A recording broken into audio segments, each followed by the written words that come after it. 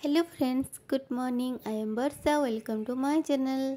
तो ये देखो जेहेतु शीत दिन शीत दिन सकाल ना बहुत सुंदर होता है। ये टिके कुहुड़ी पड़लानी ना तो ये तो जेहेतु आम 5th फ्लोर रोचु ना आम ऊपर ना आपार्टमेंट तो तौक ना बहुत सुंदर देखा जाए। देखना केते सुंदर व्यू देखा जाउछि ना।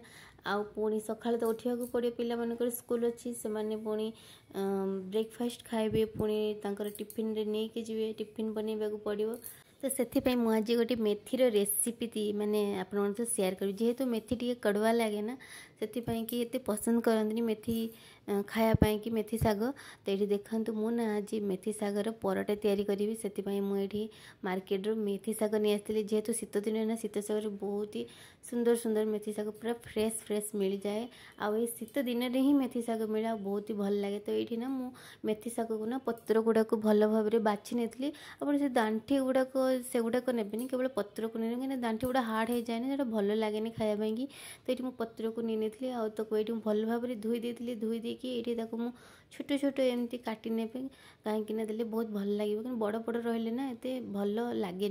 तो ये देखूँ मुझे कौन कली ना गोटे गिना मुझे अटा नहीं आउ से ना गोटे चामच बेसन देदेवे कहीं बेसन ना टेस्ट परटा बहुत भल लगे आ बहुत क्रिस्पी भी हुए बेसन देले। तापर ये मुझे जुआणी नहीं क्रश करके मुझे पकईदेली।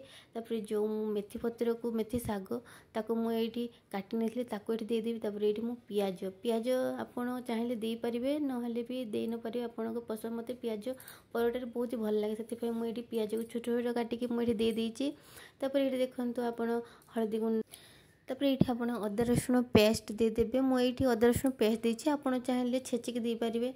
तापर मुझे हलदी गुंड लंका गुंड स्वाद अनुसार लुण आउे मुझे भजा जीरा गुंड देती। आउे आप चाहिए से ना कंचा लंका गोटे दे पारे। जेहेतु मोर पिला माने खाइबे से मुझे स्किप कर देछि कंचा लंका।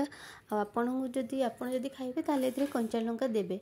तो ये ना मुना अल्प टे गोटे चामच घी देछि। आप चाहिए रिफाइन ऑयल भी दे पारे। रिफाइन ऑयल टी अनहेल्दी से मुझे घी गोटे चामच दे देछि। अल्प अल्प पानी देके गुलेबा ना अधिक पानी देदेले ना से पानी चिया हो जाए पारे। तो ये अल्प अल्प पानी दे गोटे डो करदे। डो को ना 10 ରୁ 15 मिनिट आगे सेट करने की ढांकुड़ी रखिदा। 10 ରୁ 15 मिनिट पर ये मुझे छोट छोट गोला कर नहीं।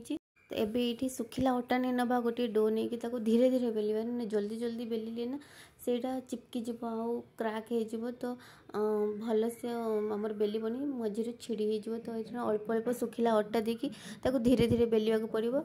आउे मु बेलिबा सहित मुझे तावा बसई दी गरम करने की। तो ये तावा मत गरम है तो मुझे परोटा पकई देती। तो ये देखो मुझे घी यूज कर चाहिए तेल भी यूज कर रिफाइंड ऑयल।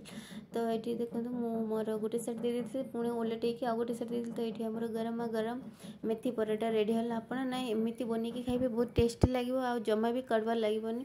जदि आपको मोर ये भिडियोटी भल लगे please like share and subscribe करदेवे। Rochi bye bye.